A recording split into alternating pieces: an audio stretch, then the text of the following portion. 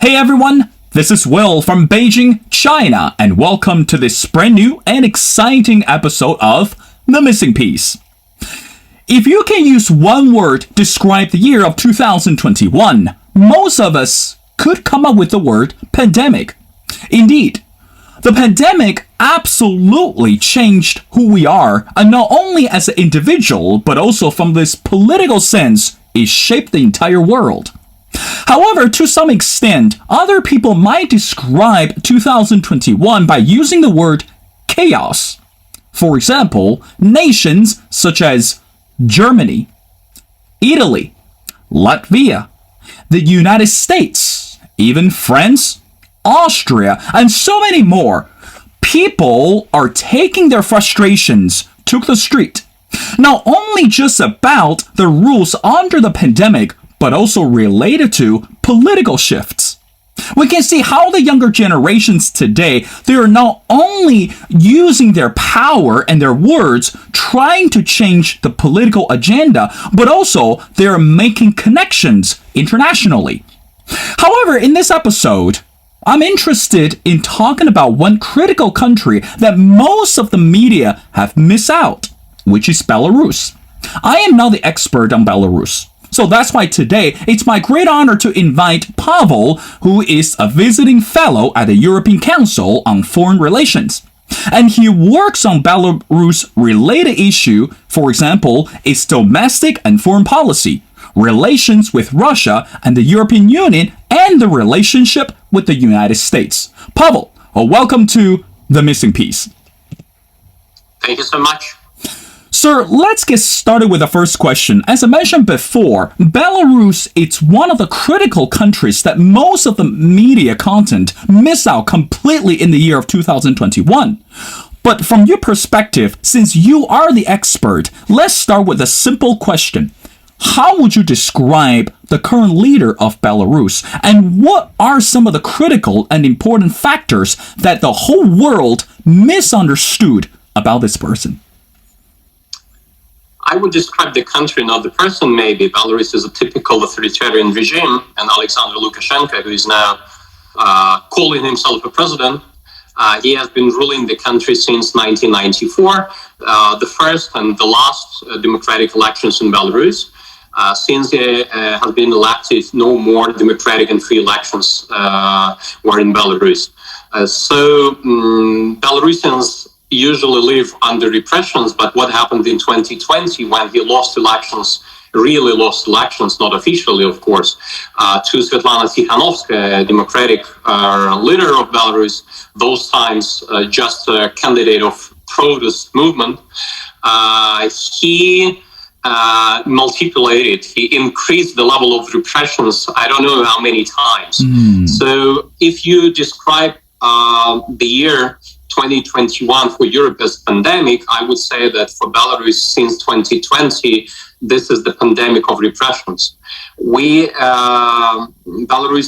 is having more than 1,000 political prisoners now, though before the election 2020, there were almost none.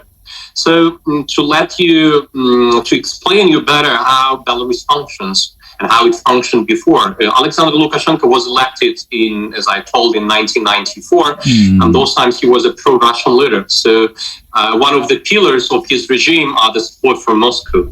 But since Russian foreign policy changed and has been changing after the occupation of South Ossetia and Abkhazia in 2008, then annexation of Crimea in 2014, Alexander Lukashenko understood that there is a threat from Russia to him too. So he decided to balance his foreign policy so that it doesn't only depend on Moscow, but would be balanced, neutralized with his relations, with cooperation with the Western countries. So since 2014, he has been building better relations with United States, European Union. The country has been opening up. It introduced visa-free regime for 78 countries of the world. It signed the visa facilitation agreement with European states. Also, there were a lot of activities in Eastern Partnership region, and in order to further improve the relations with the West, Lukashenko had to also improve the situation inside the country. So he had to limit the repressions inside the country. And the country has been liberalizing bit by bit since 2014. This gave a chance to NGO, business, and other alternatives, other movements in Belarus to grow up, to become stronger. And it blew up in 2020 when there were presidential elections in August. So Lukashenko saw it and he decided to crack down as harsh as he could. So he arrested all his opponents who wanted to participate in elections. Almost all of them. And since those times, the repressions are being increased every day. So this trend for good relations with the West, it ended with these presidential elections. And now Alexander Lukashenko's rule, he keeps his power just because of he has loyalty from bureaucrats, nomenclatura, and siloviki, and thanks to Moscow's support, both financial and rhetorical and political. I want to ask you one question, which is, again, very critical to our audience, that we know in the year of 2021, at the border between Belarus and Poland, and we saw the refugees who escaped from those war-torn countries. And if I'm not mistaken, 2021, that was not only about the pandemic that the country, most of the countries were fearful about, but also about the number of the refugees could be admitted to the country without, changing the constitution or without bringing threats potentially to the domestic policies. But however, in terms of the refugee policies in Belarus, if I'm not mistaken, Pavel, Lukashenko was very strong and firm to be against the idea, which is open up the border to the refugees, and that was not a good or a welcoming sign to the international community. So from your perspective, what is the domestic policy towards refugees, and why do you think that Lukashenko decided to do that, even though the rest of the world were not on his side? So the answer is pretty easy. Since he falsified elections, he hadn't been recognized as the legal president of Belarus, neither by the United States nor by European Union.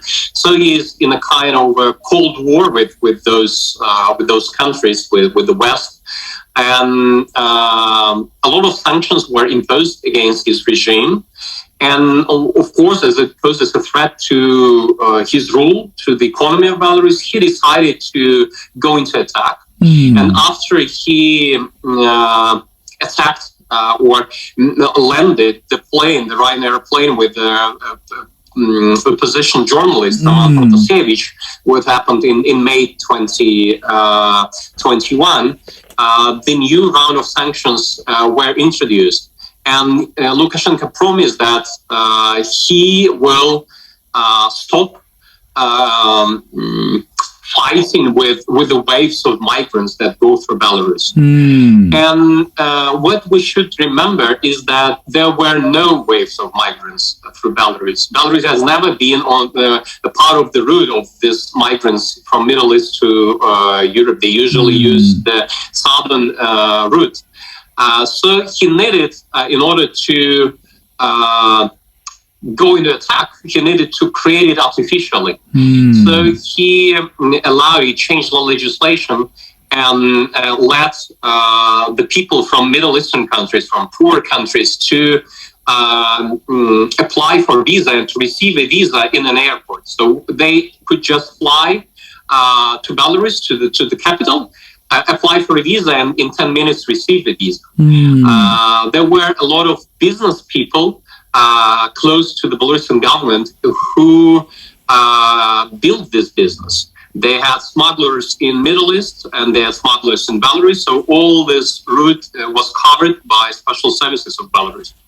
And they also opened a lot of air flight routes that didn't exist before. so that the number of people could be increased. So around hundreds people, like every 2 days, arrived from Iraq, Afghanistan, Bangladesh, Jordan to Belarus, and then they were led to the Belarusian border with Lithuania and Poland, with a surveillance by special forces. So, of course, he was criticized for this, but his tactics, why he did so, first, his goals were to make the EU talking to him. As far as he is not recognized legitimate president, so he wanted at least that the West would talk to him and to confirm, to recognize that he is de facto ruling the country. So if he can't do this by better relations, by improving the state of people inside the country, I mean, this liberal processes. So he decided to make the EU doing so, creating artificially the problem. And he almost succeeded. Angela Merkel, their Chancellor of Germany those times, she even called him 2 times. And I think he was happy with this. But then Angela Merkel was criticized very much for this call for talking to the legitimate president who created the crisis, so that European leaders would call him. And then she left her post of chancellor, and he stayed with nothing. And a new round of sanctions were introduced against him.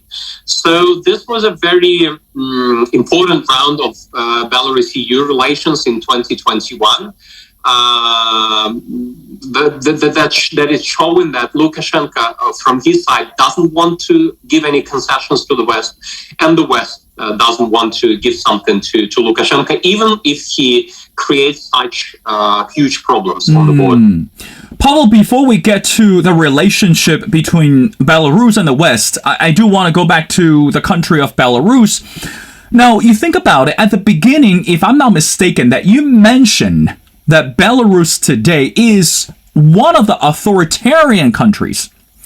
Now, a couple weeks ago, I had a similar conversation with another journalist or another expert from other countries, and I can't wait to ask you the question is, hypothetically, if you're right that Belarus is an authoritarian country, what does that word democracy mean in this country today? Because let me remind you, on the social media or throughout the entire social media platforms, that on the daily basis, the fact is we read that under Lukashenko, journalists or human rights advocates, a lot of younger generations, they're being suppressed and they're being put behind the bars.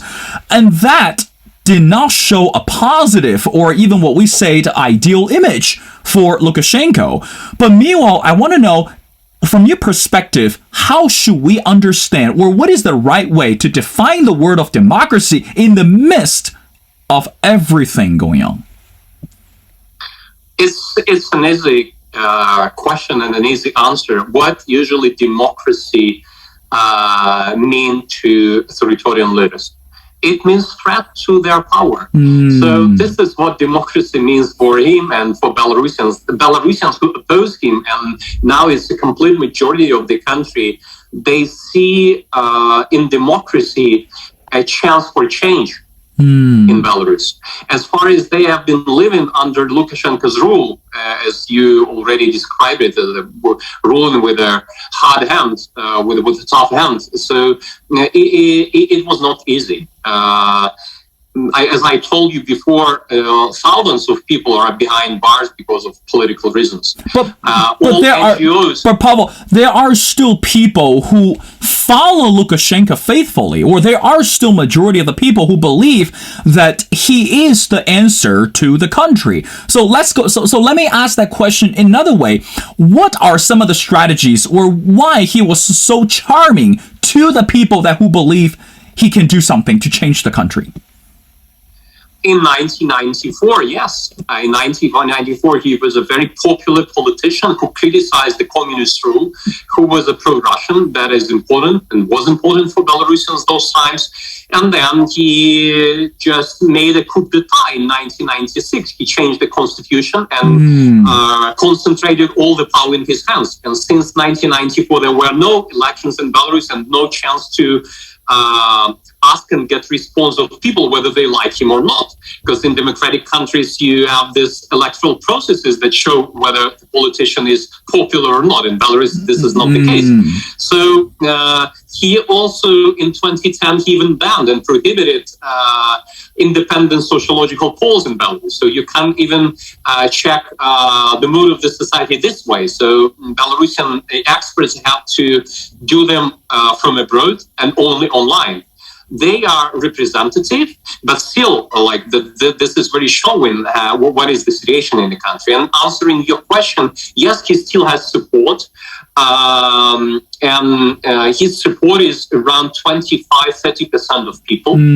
They're usually non-educated or not well-educated, so they don't have higher education.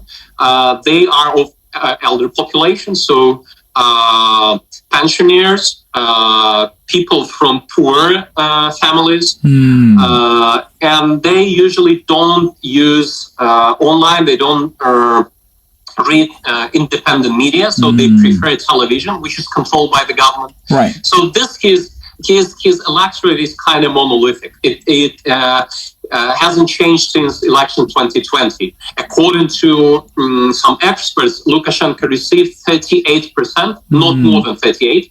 At those elections, though he drew himself 80%. And Svetlana Tikhanovskaya won the elections with around 62% of votes, and official result gave her only 10. So it provoked a political crisis in the country, which is now still going on in Belarus. So my answer would be that we don't know really how many people do like him or not. Because in democratic countries, usually people can receive information from media. And in Belarus now, independent media are not only blocked on television or on printed newspapers and magazines. All of this hasn't been existing in Belarus already for years. But now he prohibited even websites. They are blocked. In Belarus, independent websites, media websites, and also Telegram channels. So media started using Telegram channels to share the information with the people. So now he prohibited them and called them extremists or even terrorists. So when people, one in Belarus can be detained by police and asked to show his mobile phone, and if a police guy sees that you read those Telegram channels with independent media information, one could be arrested and put in prison for years just because he reads this independent media. So people are arrested for wrong color of clothes. Wow. People are arrested for flags on windows. People are arrested for commentaries on Facebook. People are arrested for criticizing the prices of bread in shops. So this is like to describe where we are now. And the country has changed so much since 2020. It wasn't that hard in Belarus ever. Because Lukashenko feels that he's illegitimate, he knows that majority of people oppose him, and he knows that this is a big threat for him. So he is afraid that if he limits the repressions, if he stops repressions, if he releases the political prisoners, this would mean for him a huge wave of people on streets, and that he could not survive this wave. So he just needs to rely on repressive methods. Pavel, based on what you just described, or how you just described, I think the word came to me, it's terrifying. It's kind of terrifying to live that way. Again, it's contradictory to say that we do preserve democracy, but meanwhile, democracy only works that according to someone's idea or according to someone's ideology. Now, I know you're fairly busy. I got 2 or 3 more questions before letting you go. Let's get to the relationship between Belarus and Russia. Now, we know that too often in the media, we see the two leaders, they stand hand to hand with each other. You know, given this history or given this political partnership. So, Pavel, from your perspective, how would you describe the leaders' relationship between Belarus and Russia, especially under today's situation that I'm sure that you're mindful that everyone it's sitting on the edge of the seats because Ukraine could be invaded by Russia any minute. So I want to know that from your scope, let's get to the question. How would you describe the relationship between Belarus and Russia, and what is the situation today in terms of Russia? It's likely going to invade Ukraine. Go ahead.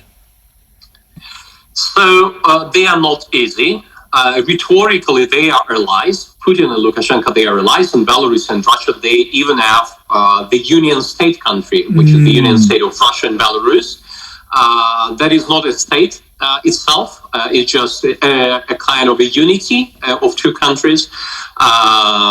But in reality, they have a lot of disagreements under the blanket.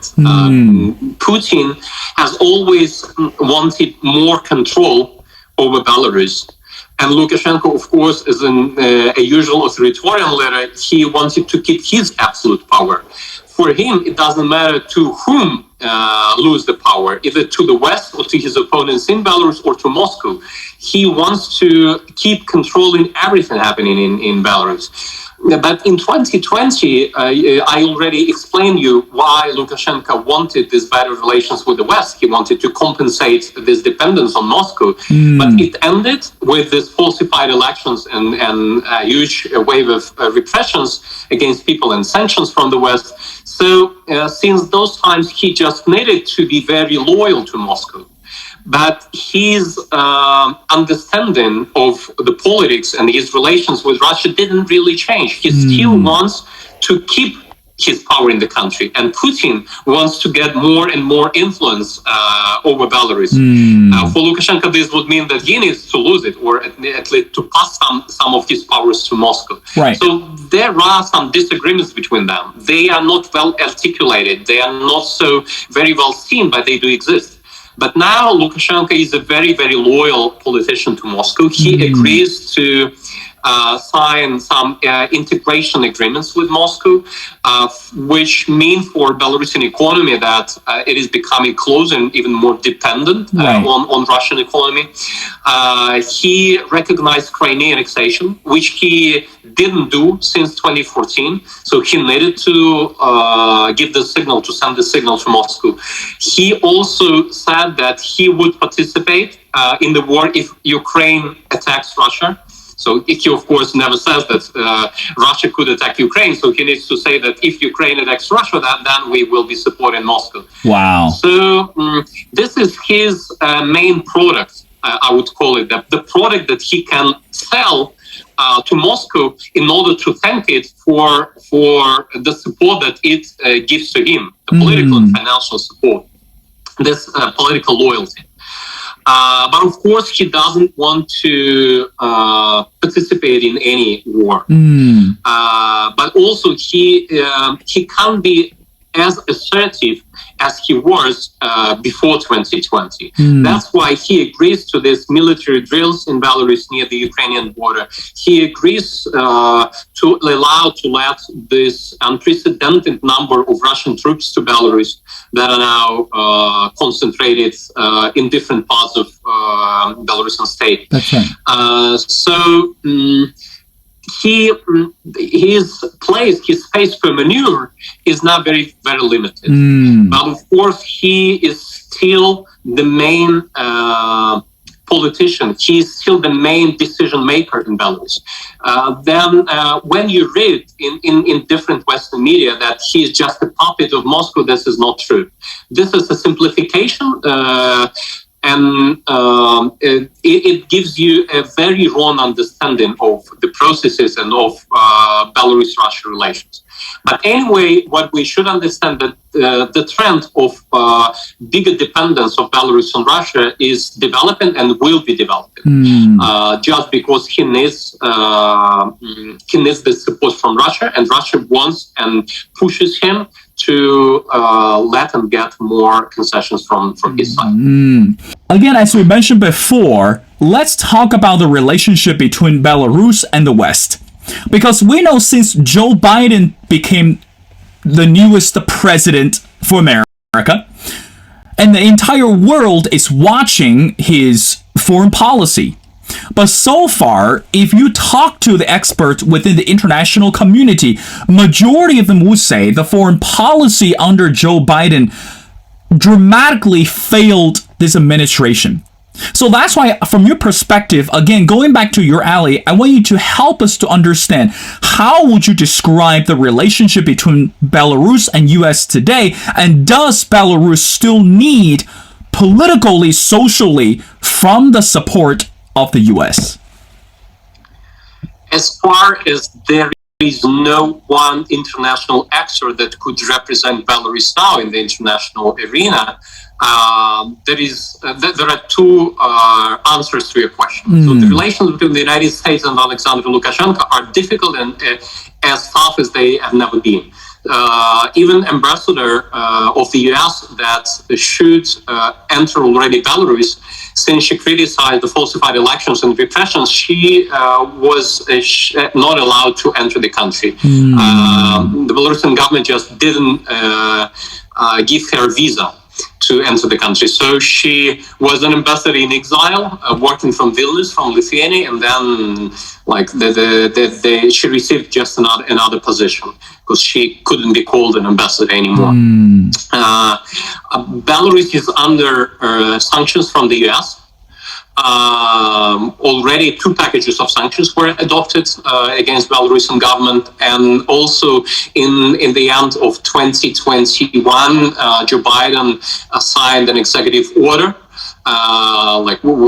presenting the framework for the future sanctions if the situation in Belarus wouldn't be improved. So the last developments between Belarusian de facto authorities and the US are that now the US threaten them with sanctions in case Belarus attacks Ukraine or lets Russia attack Ukraine from its territory.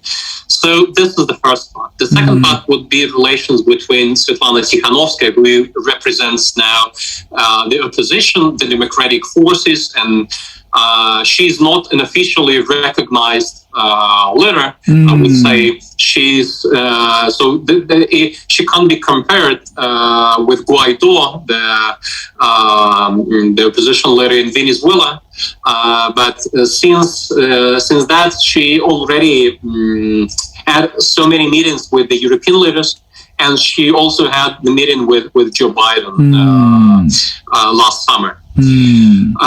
Talking and answering your question, how would I assess this position of the US on the Belarusian issue? I would say that there were a lot of expectations that the US would be very tough against Lukashenko. But now we see that there is a lot of realpolitik also in the Belarusian in the American stance towards Belarus, just because the United States understand that the more you sanction Lukashenko, the closer and the more dependent it becomes on Russia. Also, there is no clear understanding, and I would say that there are no clear signs that sanctions would really bring some positive developments inside the country. So the more you sanction Lukashenko, the more he represses the people. This is his usual response to sanctions. So he shows that under no pressure, there is no such a pressure that would make me to democratize the country or to do anything that you want from me. So you can push me as you want, but I wouldn't give you anything back. I will be continuing my strategy in Belarus. So these two arguments, they usually broke the sanctions policies. They usually oppose the new sanctions against the regime. That's why Americans and the American government, Biden's administration, are very conservative on this issue. So they sanction, then they see that no real result happened. They are also very accurate and very so they are not really destroying Belarusian economy. They are not trying to make Belarusian economy suffer a lot. They are trying to send the signal to the Belarusian government that it needs to change its politics. But as I already described, look, it doesn't matter to Lukashenko. Right. So the expectations that democratic forces had from Biden's administrations, they were not realized. We don't see it in practice. But on the other hand, we see that the Biden's administration doesn't want to recognize and play on full this real politics strategy. That's right. So this is a balanced foreign policy in accordance of national interests of the United States, not of the democratic forces of Belarus. Well, Pavel, I have one more question, which is the last question. Let's go back to the crisis between Russia and Ukraine. Now, to keep the long question short, how likely do you think U.S. is very much interested in supporting Ukraine at this moment? Because, don't get me wrong, I've interviewed and talked to a lot more experts within the certain field, and the simple answer would be United States today, it's just only a pep talk. So in other words, it's only a lip service. And from your perspective, I hope and I pray that nothing is going to happen between Russia and Ukraine, but at this moment, we don't know. If something were to take place, how likely U.S. is going to step in, or U.S. is really going to pay the lip service as everyone else predicted? I love your wording to describe the current U.S. state to the situation, and I would say that I see it in a similar way, or I saw it in a similar way when Russia brought troops to the border, like hundreds of thousands of people to the Ukrainian border. It seemed that we lacked the response from the West, and especially from the United States. When the first reaction from Biden's administration was that the United States won't fight for Ukraine, that they would impose sanctions against Russia. Right. But for me, it seems that if someone wants to attack and occupy the territory of other country, he's already ready to play with any sanctions. He's already agreed for those sanctions to be imposed against him. So I would say that this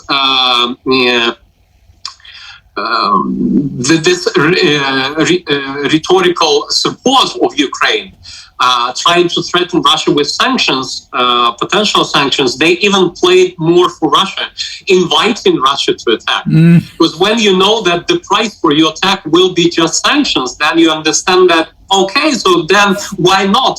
Why not go further? Right.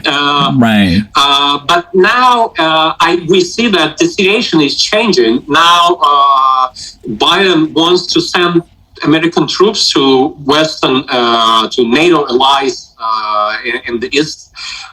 Several countries of NATO, they already supported Ukraine with weapons, defensive weapons.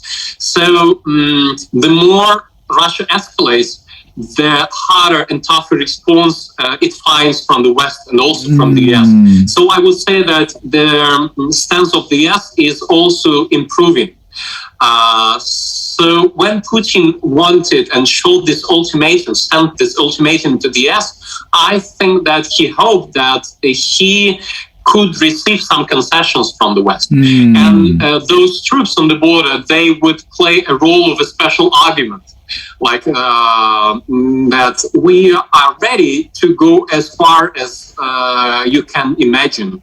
And are you ready to go the same as we do. And they expected that the US would say, as Washington did, it said that no, we wouldn't fight for Ukraine. So this was a pretty good development for Russia. But now we see that they have talks, they have negotiations, or a dialogue, how Americans call it, with almost no result to Russia. So this ultimatum didn't play much for Moscow.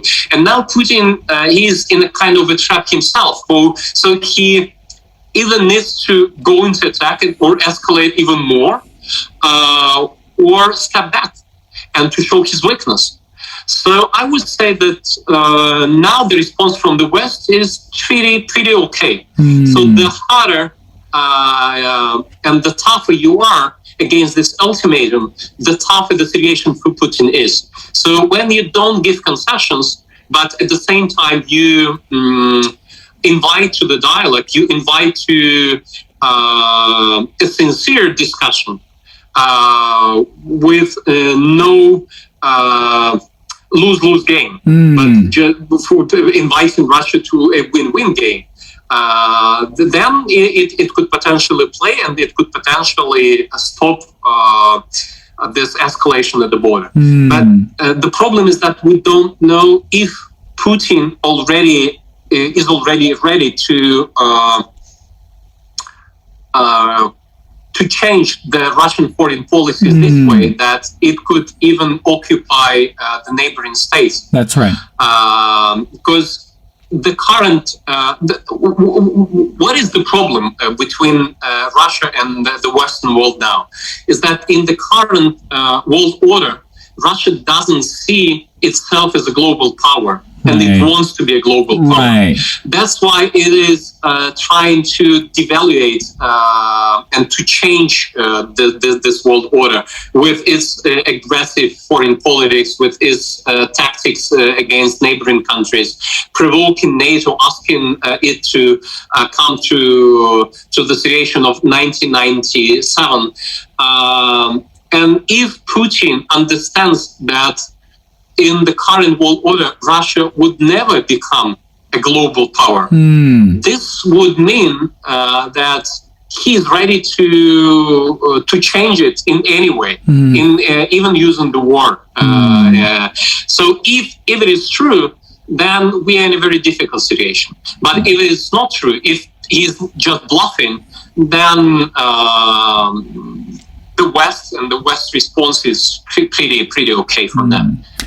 I think, again, Pavel, as you said, if Russia decides to become one of the major players in the world, again, that will be another separate topics that when we address the relations between China and Russia and this trilateral ties among China, Russia, and the United States.